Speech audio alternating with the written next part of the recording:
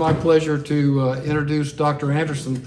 Dr. Anderson has spoken before to our group, and we're really fortunate that he lives here in Sarasota. And he volunteers for a lot of nonprofits, and he does a lot of things kind of behind the scenes to help us. And his career included practicing internal and emergency medicine, managing group practices, and working as a healthcare executive and consultant with large hospital systems. Over the past 5 years, he's been actively researching and presenting on the topics related to fascism, authoritarianism, and the future of our democracy. And I just read an article today, which is quite chilling about what's going on with our governor, with some issues that happened up at the Villages, and somebody that ran for office up there trying to help their community spent time in jail. And because the governor's office and the state attorney and the judges that want to be appointed to the Supreme Court by the governor really came down on this gentleman because he was criticizing the Villages because they make money by having the citizens pay the impact fees instead of the developer. So does that sound familiar to anybody in Sarasota County? Oh, yeah. So what Dale has to say is very important, and it can certainly be said after reading this article that we're moving in that direction. So Dale, the floor is yours. Well, thank you, Gene, and thank you all for inviting me tonight. And what I want to talk about tonight is not specifically authoritarianism or fascism, but I'm going to talk about the structure that is supporting it and promoting it in the United States, and kind of shine a light on parts of it that when I first did this presentation, I didn't realize how relevant it was for Sarasota. And you'll see that as we kind of go through this. So do you want to bring that up? So let me know if you have any trouble hearing me. Just raise your hand as we go on. I call this the Claremont Institute. And this is part one. And this is about right-wing propaganda machine. How this has been formed and structured to create a messaging and a influencing opportunity for the wealthiest people and the corporations in this country to maintain their power. And what I'm going to do is take you through a set of slides and talk about what I've learned. When in the end you'll realize the Claremont Institute has suddenly come to Sarasota, and the fellows from the Claremont Institute are part of the appointees to the new college. And so the connection will be made through as we go forward. Now, is this connected to the internet? Yeah. Okay. Let's see if we can bring this up. Wait.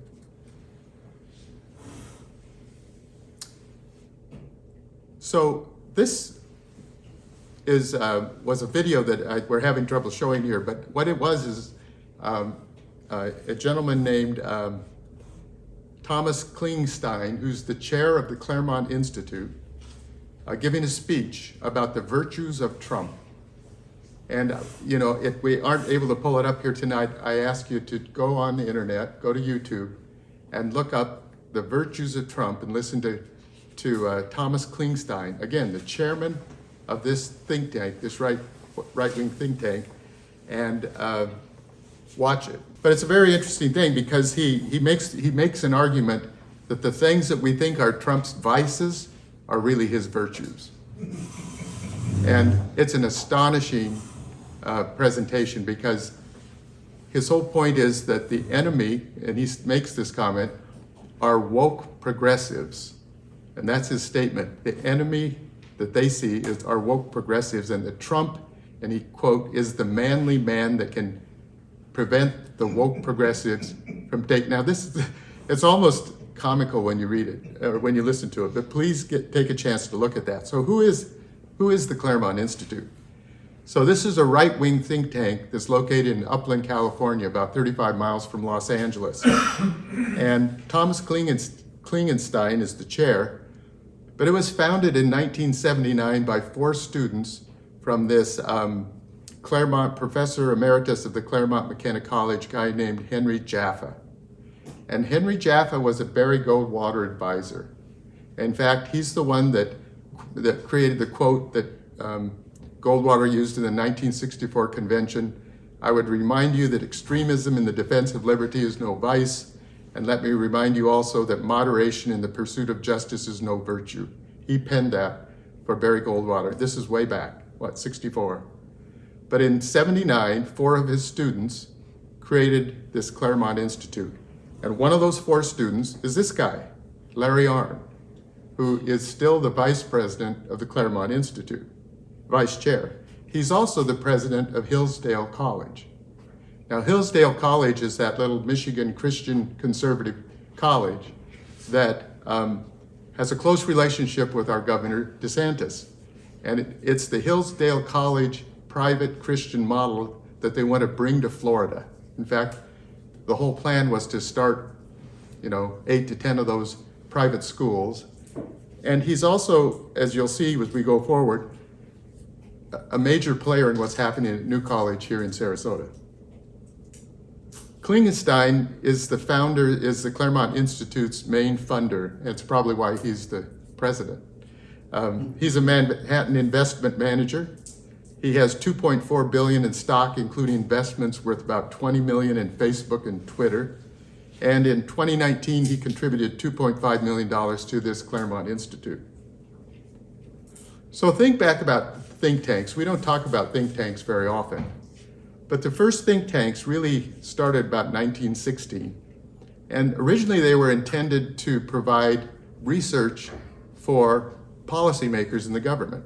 They were trying to find a way to create more of a scientific approach to politics and decision making. But one big difference is that think tanks have evolved into something that's intended to influence public opinion and policy. And that's very different than what academic institutions do, which is kind of a search for truth. And they do it by peer review and study and so forth. So think tanks versus academics is something to think about as we go forward. In 2016, Jason Stahl, who was on the staff at the University of Minnesota, I think in political science, wrote a book called Right Moves, and it's the conservative think tank. It's the history of the conservative think tank since 1946. In it, he points out that the first think tank was the Brookings Institute, which was originally called the Institute for Government Research. And that was 1916, and Robert Brookings, a philanthropist, had this idea that the government needed these trusted advisors to help them make decisions. It was supposed to be nonpartisan. It was made up of economists and social scientists, really nerds that would help the government make good decisions. It was renamed the Brookings Institute in 1927. But if you look at the history of the right-wing think tanks over time, Brookings Institute in 1916, the Hoover Institute, 1919, that's a right-wing think tank affiliated with Stanford University. Condoleezza Rice is currently the executive director of that institute. In 1930, because the Brookings Institute seemed to support kind of this progressive, kind of the FDR approach to improving the lives of people, the business enterprise said, we need a way to counter that information, and they started this American Enterprise Institute to kind of counter that information. Then we go way forward to 1973, when the Heritage Foundation was formed, and that was Joseph Coors of the Coors Brewing Company and some other rich people that said we need greater political activism in support of conservative thinking. And so they created something they called the Mandate for Leadership, gave it to President Reagan in 1981, and he used it throughout his presidency as kind of a blueprint for how he moved forward with the trickle-down theory and et cetera. Then in about 4 years later, 1977, the Koch brothers jumped into this business.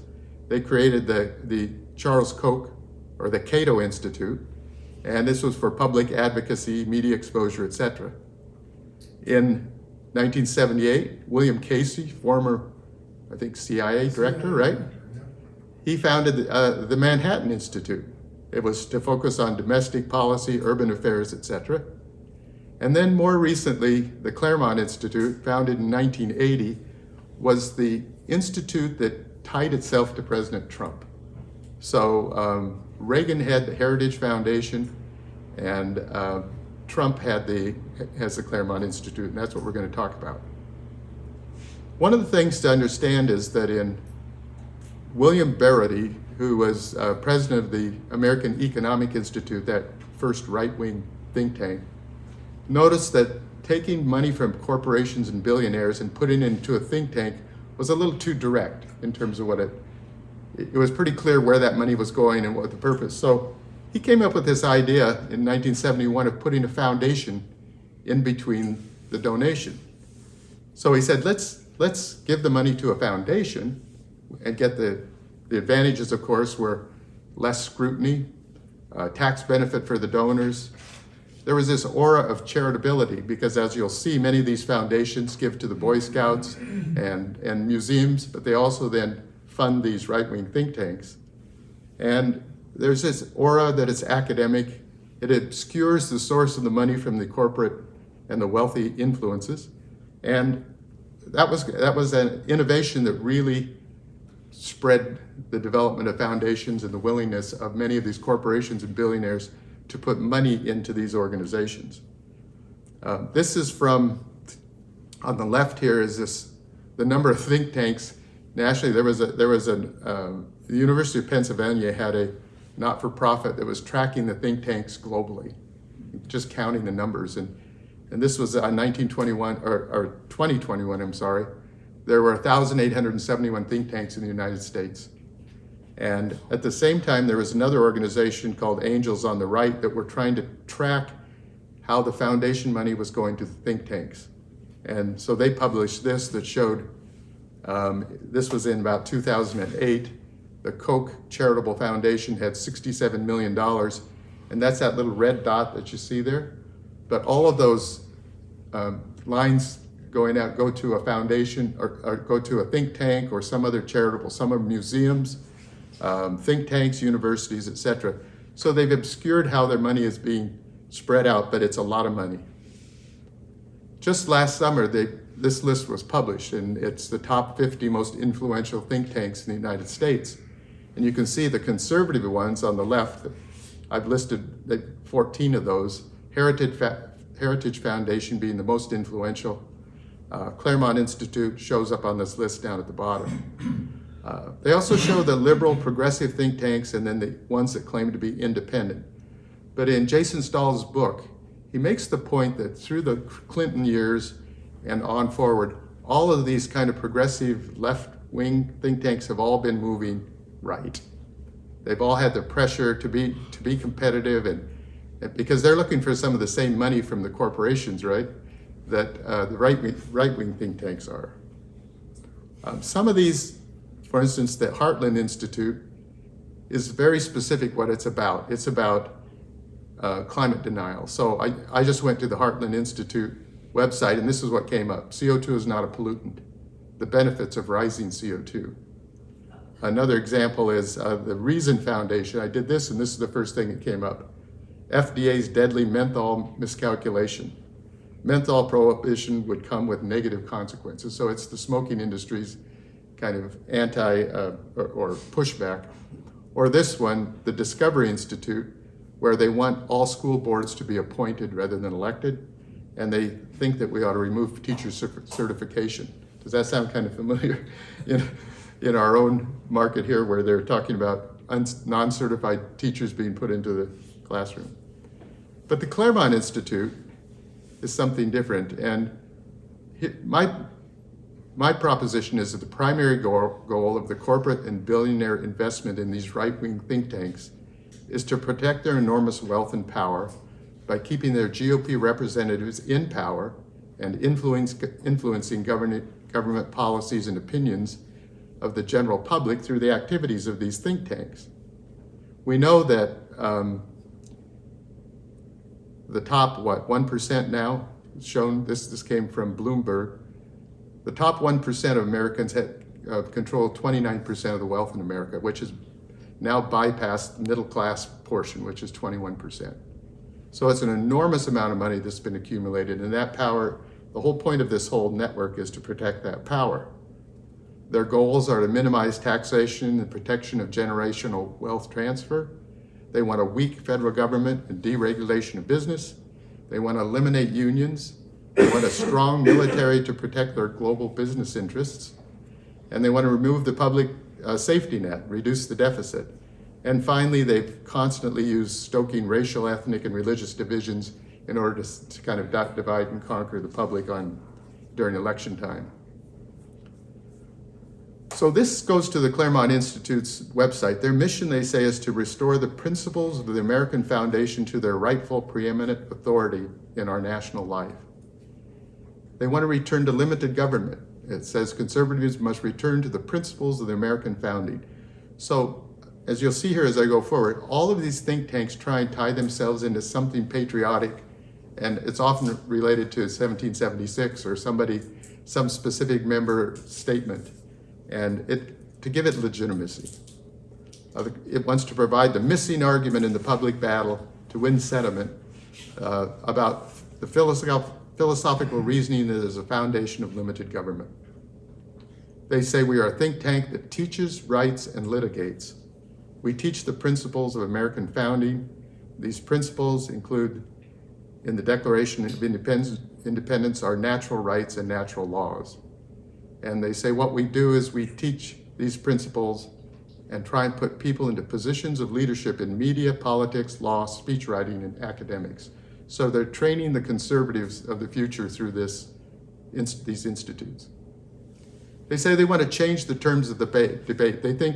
They said, think of us as a postgraduate school for a very select student body. If we train the right few, we can change the course of our country. Our influence has grown over 30 years. Our graduates hold important positions in Congress, at universities, think tanks, as clerks for the Supreme Court. And our goal is to defeat progressivism. And they make that clear right on their website. So here's the board of the Claremont Institute. Again, we talked about Thomas Klingenstein, who is the one whose speech you're going to look up about the virtues of Trump. The vice chair is Larry Arnn, who is the Hillsdale president of Hillsdale College. But look who else is on their board, John Eastman. John Eastman is the architect for the way that Trump was going to be able to maintain his power through allowing Mike Pence to declare the election needed to go to Congress to decide. And also Charles Kessler, professor at Claremont McKenna College. Charles Kessler is one of the board members that's been assigned to New College here in Sarasota. He's one of the 6 that has been assigned here. So here's what we do, they say. They say we publish. They put out the Claremont Review of Books on a quarterly basis. They have a newsletter called The American Mind that comes out periodically. We teach. They have 6 kinds of fellowships for young conservatives, and they litigate. And actually, John Eastman was head of the Claremont Center for Constitutional Jurisprudence. Those are the kind of things that they do. In their fellowships, they say, they come out and talk about F.A. Hayek's book, and they quote this: "To conquer politics, one must first conquer the intellectuals." And so their goal is to create this class of, quote, intellectuals that in a credible way could convince the American public we need small government, no unions, less taxes, etc. Here's the type of fellowships they run, something called the Publius Fellowship. It takes 14 students. It lasts 3 weeks. The Lincoln Fellowship takes 14 students, lasts 10 days. They have a Marshall Fellowship, 7 days, and they have a fellowship over the weekend, a 3-day thing for speechwriters. And you'll see this very interesting because I finally understand why every speech given by every member of Congress has the same themes across the whole system. And finally, they've created this new thing for sheriffs to come and learn about the principles, and that's a 5-day course. So they say our distinguished Claremont Fellows number 450 and are leading the conservative charge to recover American ideals. Imagine when we have 4,500. Their faculty, this is the list of their faculty, includes such people as John Yoo. You remember he was the torture memo person that worked for George Bush, right? It also includes Stephen Miller, comes and speaks. This is their distinguished faculty. And Kevin Porteous, a professor of history at Hillsdale College. A lot of these came from Hillsdale College. You can see college professors are in green, Claremont staff in pink, and those affiliated with Hillsdale College, look at the number of the faculty members that are connected with that college. Kevin Porteous wrote that the Founding Fathers believed in the right of revolution. Basically, he's saying if you don't believe that things are right, violence is okay to use it. So who's this person? That's Tom Cotton, right? He's a senator from Arkansas, right? He said, I went to school at Harvard, but got my education in the principles of American government as a Claremont Institute Publius Fellow. Studying with Claremont scholars has been the most important influence on my understanding of the American regime. Other notable fellows, Laura Ingraham, Fox News. Mark Levin, Fox, he has his own right-wing conservative radio program. Ben Shapiro, the Ben Shapiro Show. These are people that went through this fellowship, got those 3 weeks, got kind of programmed in the right direction. And Andrew Breitbart was a Publius Fellow in 2009. Remember, Breitbart News was where Steve Bannon landed for a while. Here's a list of other people. You know, these are people on the Daily Wire, contributors, Breitbart News, the National Review. This gentleman, Ryan T. Anderson, published in 21, When Harry Became Sally. This book was so controversial that it was banned from Amazon. They wouldn't put it on there because it was such an insult to. So when you go to a Publius Fellowship, the other thing, I just had to tell this little story, is on the second day or third day, these two gentlemen, which are on the faculty, take the members out to the gun club. And this is like on the edge of you saw that picture of where they are in California. They go out to the gun club, and after the range officers kind of orient all the members of the fellowship there, they go through the rules, and then they pull out a variety of weapons starting historically from the Civil War, all the way up to these rail-equipped AR-15s or whatever they are, high-power assault rifles, and everybody gets a chance to shoot these. So here's some of these people coming out for this fellowship, and now they're being trained in using high-power weapons. Early on, conservative strategists learned that when funding an organization, you couldn't say your purpose was for tax reduction or weakening of unions, etc. You had to come up with a name, and they tie these programs and these fellowships to historical people. So they have this one called the Lincoln Fellowship, or they have the John Marshall Fellowship, or they call it the James Madison Program in American Ideals. They give it these high-sounding names, but it's all cover. It's all cover. Here's a list of graduates from 2014: Steve Simpson, Chris Wallace, Molly Hemingway, Christopher Rufo, another one of the members that's going to be on the board here in New College. And this guy, Raheem Kassam, wrote this No-Go Zones book about how Sharia law is coming to your neighborhood. This was another fear-mongering book that was an anti-Muslim book. The speechwriters, you can't quite see this, but this is the speechwriters fellowship. So this is over a weekend, and what I'm showing here are the names of the people that came out, but what I'd like to show you here is this is who they represented. So in 2021, these were the speechwriters for, you see Tom Cotton, Steve Scalise, President Trump, Debbie Fisher. In 22, Rand Paul's speechwriter, Mitch McConnell's, Rick Scott's.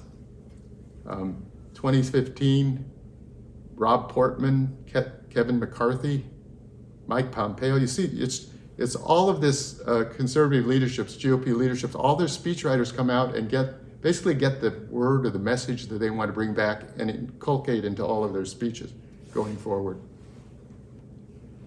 And then we get to this is the Sheriff's Fellowship. I'm sorry that's in the way up there. I don't know if I can move it out of the way. But, so they're bringing 14 sheriffs 14 sheriffs in for this new 5-day program. Topics include the political, philosophical, and institutional history of America, and today's militant progressivism and multiculturalism. Now, these are sheriffs that are acting sheriffs. When they apply, they're asked questions. These are 6 of the questions that the applicants had to answer. What protections does the Second Amendment offer U.S. citizens? Is the United States systemically racist? Are the principles of the American founding racist? Why or why not?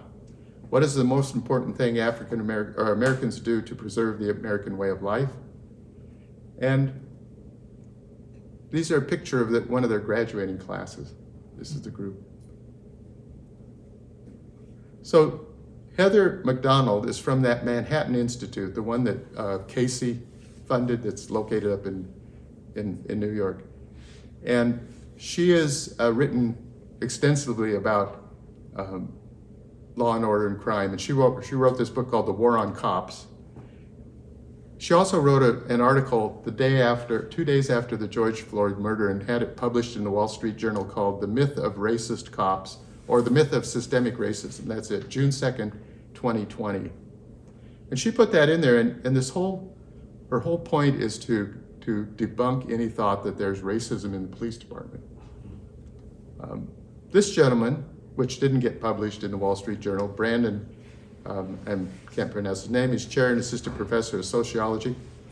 He said it is easy to refute the assertion that there is no systemic racial bias at all.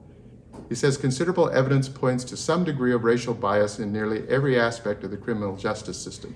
And he just starts listing these.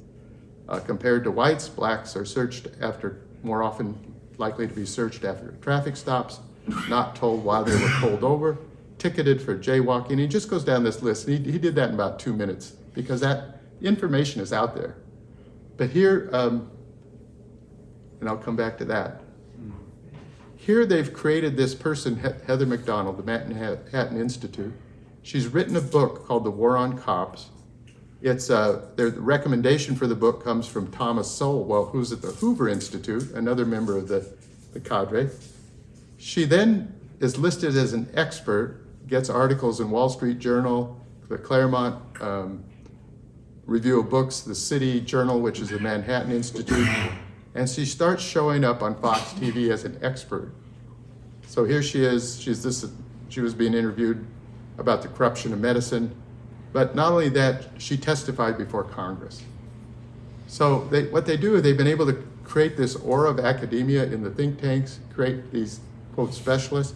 If you look on the book, The War on Cops, which I got a copy of, there's not a single citation in the back.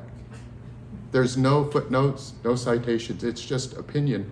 And it may be one of the most telling things about a think tank publication versus an academic publication is the presence of, in many of those academic books, a third of the book in the back will be citations, because they do research. They consider, they make their case. Think tank books have none of that. Bruce Bartlett, who was a historian, served as Reagan advisor, was in George Bush's administration as a Treasury official, has written really a nice book called A Citizen's Guide to Separating Facts from Lies. And he says academic resources of information tend to be the most trustworthy. So he's pointing to academic. He says not all academic sources are equal. Universities are better than think tanks. He said in the past, think tanks serve as a sort of middle person translating research into policy making. But he goes on to say, unfortunately, think tanks have become highly politicized, and most are not very trustworthy anymore. I seldom use them. So this is a Republican saying think tanks aren't a reliable source of information. I just wanted to go back to a slide here. This is an interesting slide, which I don't know if you've ever seen this. These are the college degrees, the percentage of the different parties that have college degrees, and you can see that Republican Party, 30%, Democratic Party now about 48%. So I don't know how many of you went to college, but college dramatically changed me when I went to college. My father was a Goldwater delegate from Nebraska. And I have pictures of my father and myself with Barry Goldwater signed next to a little van. We're driving around it, and so forth. So I came up, and Ayn Rand was like a Bible in our house. And it wasn't until I went to Northwestern and really, I have to tell you the story. I was in a writing class, and it had to do with support of public education was the topic we were supposed to write an essay on. And I wrote this essay from my point of view, from somebody from small town in Nebraska. And I got an A- on it. And the professor wrote, "Terrific satire."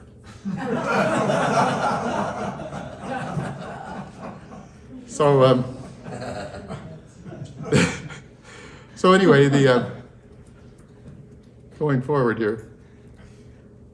So what happened? The Claremont Institute, so Trump is elected, and the Claremont Institute sees this opportunity to jump in. This is an unbelievable statement from Thomas Klingenstein. He says, "Helping Trump take what he feels in his gut and migrate it to his head." Think about that, what that makes him. I mean, that was a quote of what they saw their role was, to take what Trump knew in his gut, and he was going to put an ideology or a policy behind it and make sense of it. So in the Claremont Review of Books, or the American Mind, right before the election, this gentleman, Michael Anton, had an editorial called "The Flight 93 Election."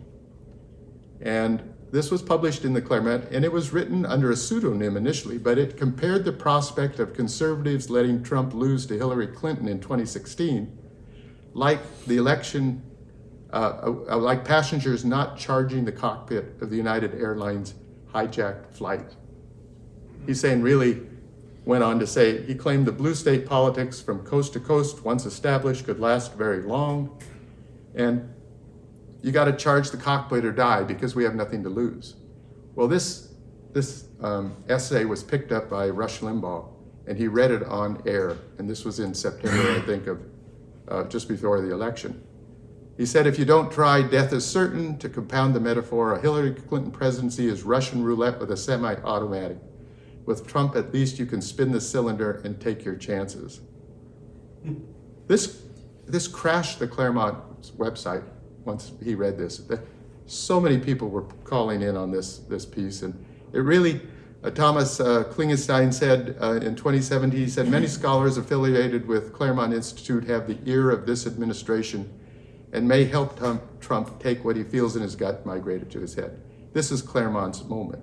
And he said that during an honorary ceremony where they were honoring Supreme Court Justice Alito. Trump awarded them, awarded them the National Humanities Medal for championing the nation's founding principles. The former executive director of the Claremont Institute, Michael Pack, joined Trump's administration. He became the CEO for the U.S. Agency for Global Media that controlled the Voice of America. Remember, and he fired everybody and tried to turn that media piece into a spokesperson, really a propaganda tool for Trump. It didn't really work. But he also appointed Larry Arnn onto the 1776 Commission to be one of the co-authors of that. And of course, John Eastman became someone in his administration. Right after the Claremont Institute really started aligning with Trump, their donations from the foundations increased. So you can see from 2017 to 2019, it went from $4.7 million to $9.4 million. Betsy DeVos Foundation, the Bradley Foundation, many of those foundations I'd shown earlier on a slide turned and started pouring money into this institute. Recall that when the 1619 Project came out, there was this huge pushback from Trump and Tom Cotton and the rest about not teaching this in schools. So they formed this 18-member commission to put out the 1776 report, which was to counter the 1619 report. These are the members on that commission: Larry Arnn, president of Hillsdale College, vice president of Claremont Institute, again showing up as a chair; Charles Kessler, the same guy that's going to be on here at New College, is there; and Charlie Kirk, who has a right-wing radio network, was on that. This was a pathetic document. It has no citations. It has it's only like, I forget how many pages long, just 41 pages long. Half of the pages were appendices, no citations, no footnotes. And actually none of those members would actually put their name on the document.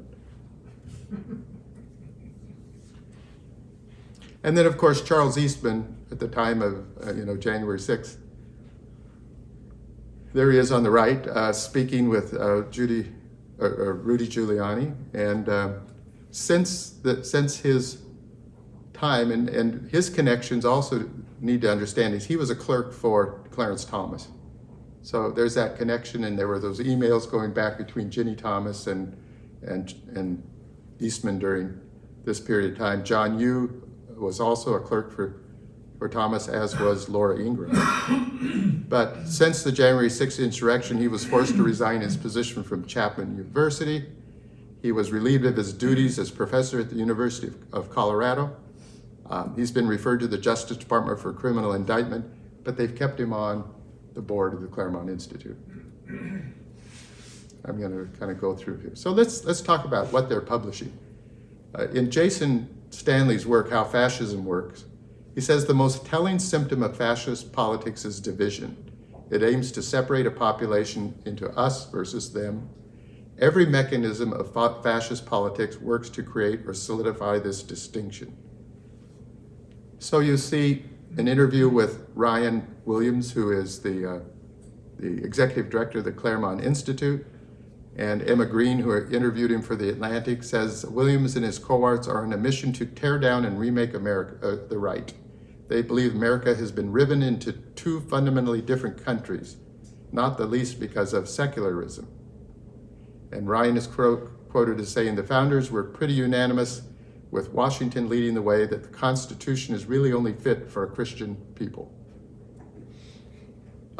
Another member of the staff of the Claremont Institute, Glenn Elmers, in an article about All Hands on Deck, says, let's be blunt, and I'm going to read this because this is kind of, he says, the United States has become two nations occupying the same country. Fewer are willing to take the next step and accept that most people living in the United States today, certainly more than half, are not Americans in any meaningful sense of the term. Now, he's a visiting research fellow at Hillsdale College. He goes and it says, they do not believe or even like the principles, traditions, and ideals that until recently defined America as a nation and as a people. It is not obvious what we should call these citizen aliens, these non-American Americans, but they are something else. And I don't just mean the millions of illegal immigrants. Obviously, those foreigners who have bypassed the regular process for entering our country and probably will never assimilate to our language and culture are politically as well as legally aliens. He says, I'm referring to the many native-born people, some whose families may have come over on the Mayflower, who may technically be citizens of the United States, but are no longer, if they ever were, Americans. And here's Charles Kessler again, one of the members of going to be on the board at the local college, writes a book called The Crisis of Two Constitutions. So here we have a whole think tank talking about the division of America, not how to integrate us into anything, but we are irreconcilably divided. There's no way we can go back. In fact, in one of his speeches or his talks, if you look him up, he talks about the options. He says, well, the states could secede from the nation. We might end up with a whole variety of different states with different rules. Or he says, we end up in a civil war. So traditional conservatism, when most of us were looking at conservatism over the years, they had this vision for the founders. It was about originalist interpretation of the Constitution, concept of natural rights and laws, small government, a Christian nation with a moral compass, traditional families. Inequality is natural, expected in a form of diversity. That's a good one. Preeminence of the European civilization, wisdom of the free market. These are kind of concepts that have been there ever since way back, for 50 years. But this next generation, what's coming out now of this party are things like non-white immigrants and BIPOC citizens are conspiring to replace us. The enemy is multiculturalism. The woke, calm Democratic Party is a socialist party wanting to create a totalitarian state. That's a statement from Klingenstein. Black Lives Matter is a communist organization. They hate America. The 2020 election was stolen. There's a right to a revolution. More than half of citizens aren't real Americans. Homosexuals are a threat to our children. The January 6th protesters are patriots. John Eastman is a patriot. Violence may be necessary to preserve American freedom.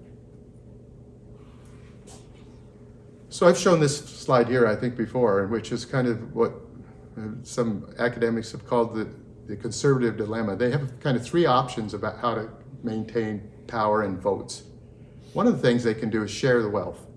You know, they have enormous wealth, and they could share the wealth and kind of win back some voters who may have more of a traditional conservative approach. It's very clear they aren't interested in doing that at all. In fact, if anything, you know, they want to remove the safety net, and they would do anything to kind of increase protection of intergenerational transfer of wealth. Their second strategy is to divide and conquer. You know, find either religious or cultural or social or other issues that they can split, oftentimes ethnic, split the population and take their share of that and maintain their power. Unfortunately, that appears that it wasn't working very well for them. I think in the last election cycle, especially in Georgia, when two Democratic senators were elected in Georgia, and people started talking about a purple state or even Texas purple, they could see that their divide and conquer strategy isn't working. And that's why it appears that they've gone to option 3, which is, in order to maintain power, we have to cripple or dismantle our democracy. So, this may feel like this is California, but it's right here. So I went down to Barnes and Noble's, just looked on the new releases bookshelf. There's The College Scam by Charlie Kirk, a Claremont Publius Fellow. There's something, The State of Black America, with an introduction by Thomas Klingenstein. The Soul of Politics by that Glenn Elmers, who was talking about half of the Americans aren't real Americans. 2,000 Mules by Dinesh D'Souza. This is the whole case for the election, the stolen election. The Authoritarian Moment by Ben Shapiro, and Betsy DeVos's Hostage No More.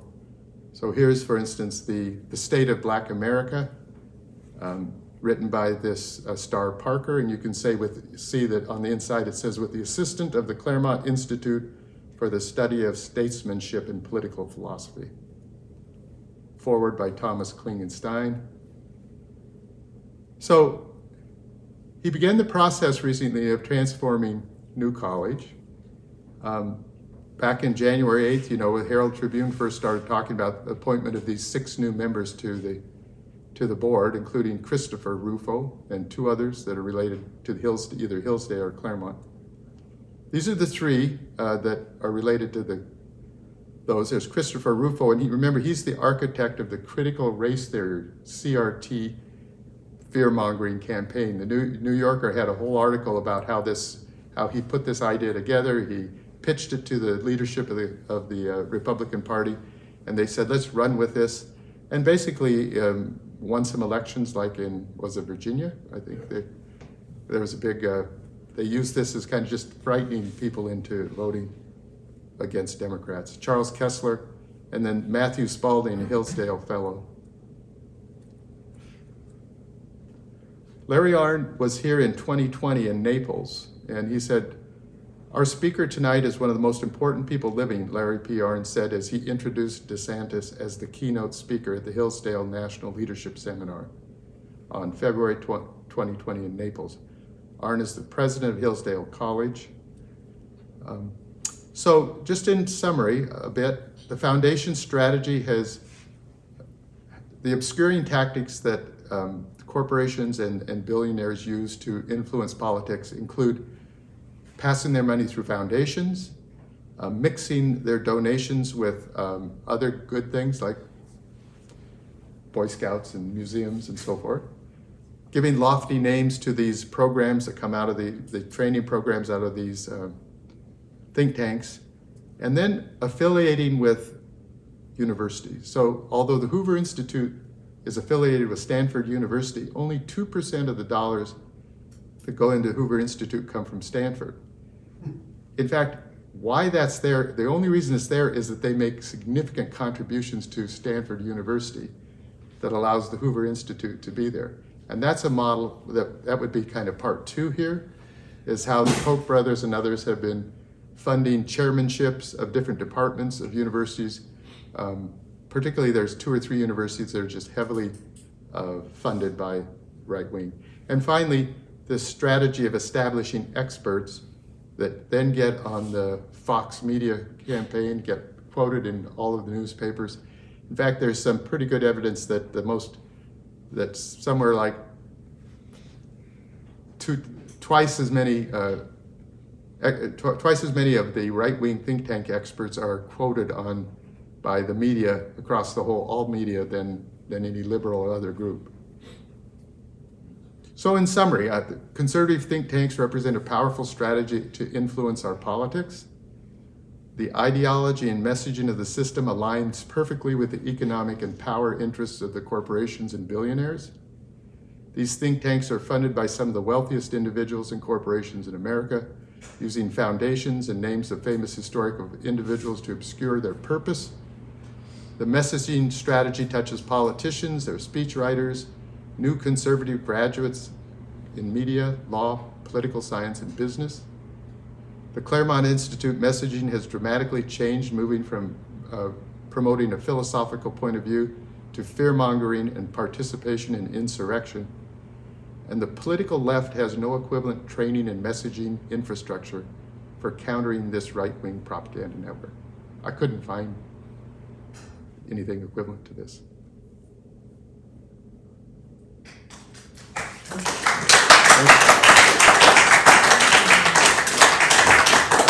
Happy to take questions. One thing that doesn't make sense to me, and that is if they want to maintain their power, if they're looking ahead over the long haul, if they tear apart our democracy using their strategy 3, what's going to be left for them?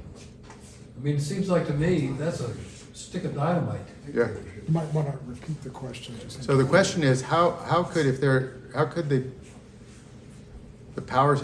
the powerful corporations and billionaires, why would they want to tear down and create such chaos in the United States that could just destroy the country in terms of how it is? Because it doesn't seem to be in their self-interest.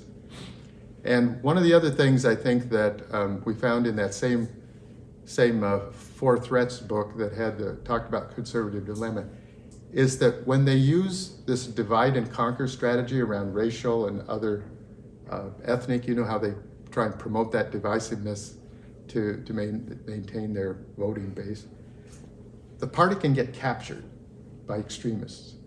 And that's basically what's happened, is that the MAGA Trump group took the party away from those that would normally be, you know, the McConnells and the group that really represent the interests of their donors.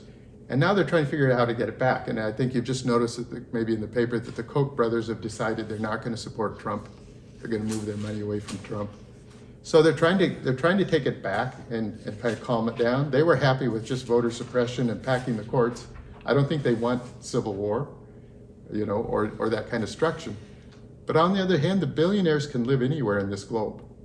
You know, their connections, one of the things that extreme inequality does is they don't really feel that much affiliation for this nation, because they can take their money and their compound and they can move anywhere. And the multinational corporations can move their money in their headquarters and do whatever they want. So the worst possible thing for them is if you got total control of Congress and new tax laws were passed.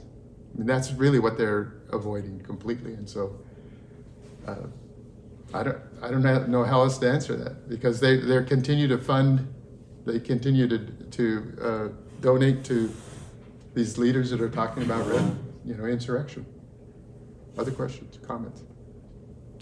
When I went through this, it was very depressing, because it has such a long history of how they put this together, these fellowships and the training.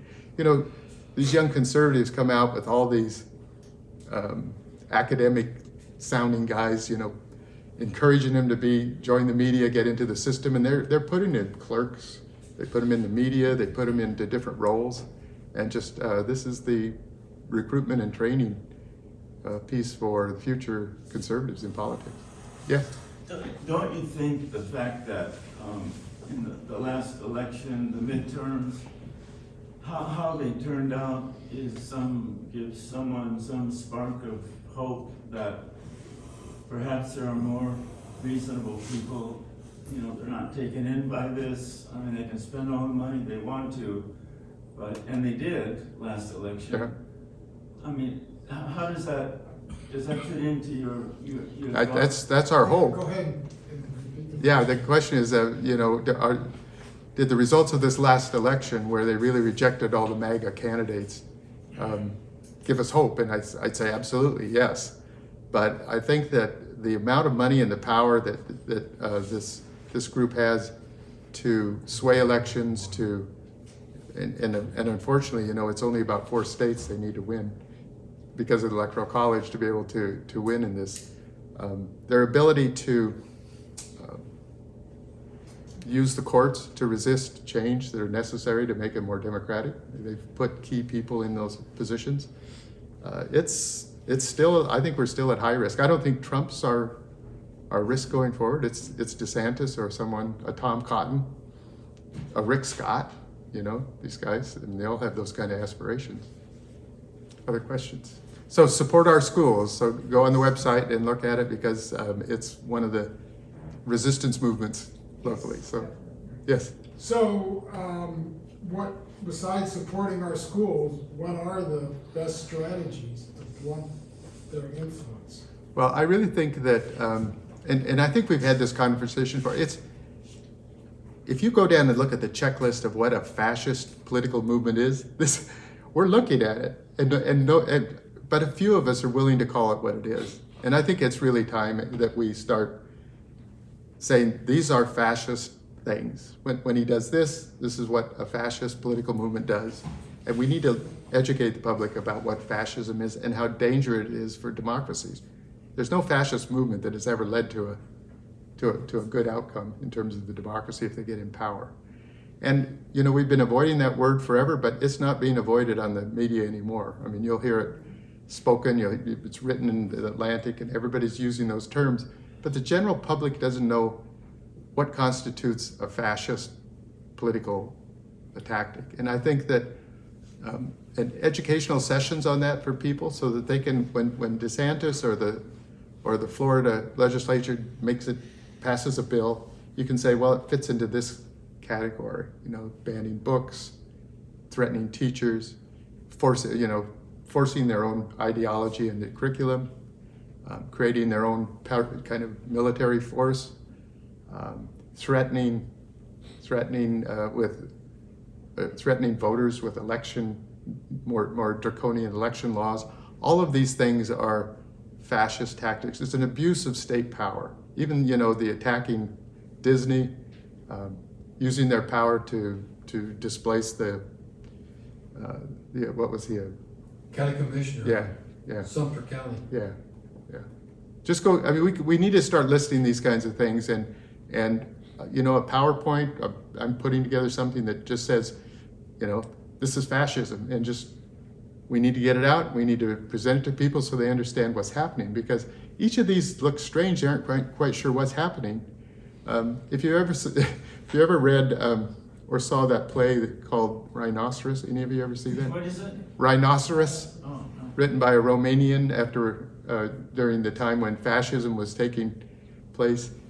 It's a very clever play. It was actually performed in 2016 out here at the Oslo. It's because the people this is a Romanian town or in Hungary somewhere, I forget. But suddenly rhinoceroses start showing up in town. And they can't quite figure out where did they come from and what are they? And it's the same sense, and they can't communicate with them, and they keep growing.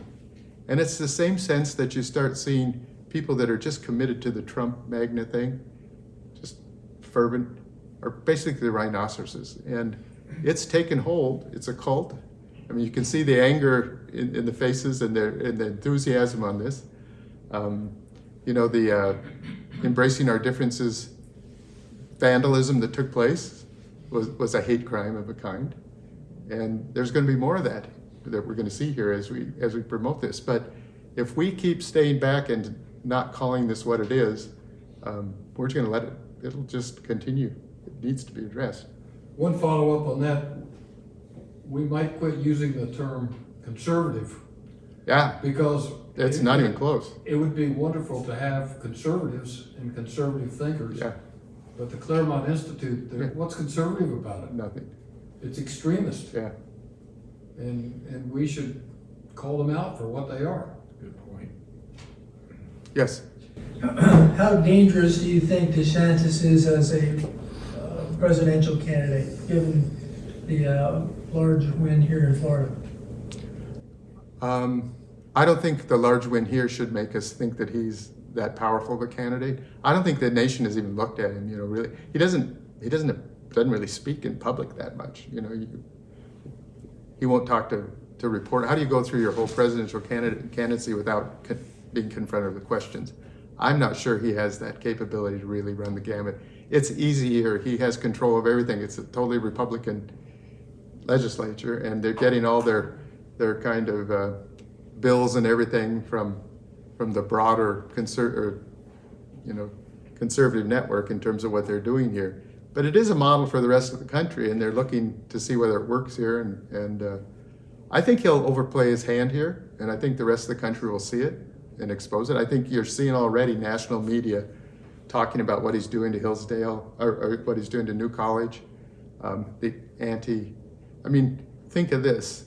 One of the prime indicators of a fascist regime is targeting vulnerable people and creating fear among the broader mass about transgender people, gays, and particularly if you get them very frightened about what these other people are doing to their children, right? I mean, it might not be, so when they talk about grooming of children, and they talk about what transgender people mean and those kind of discussions, this is creating this fear in these families about, oh, my kids are at risk.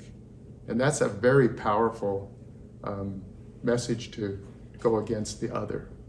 So part of this is the more we can expose people to the truth about those risks, it's very important. Yes? That was an excellent presentation. Thank you. Thank you.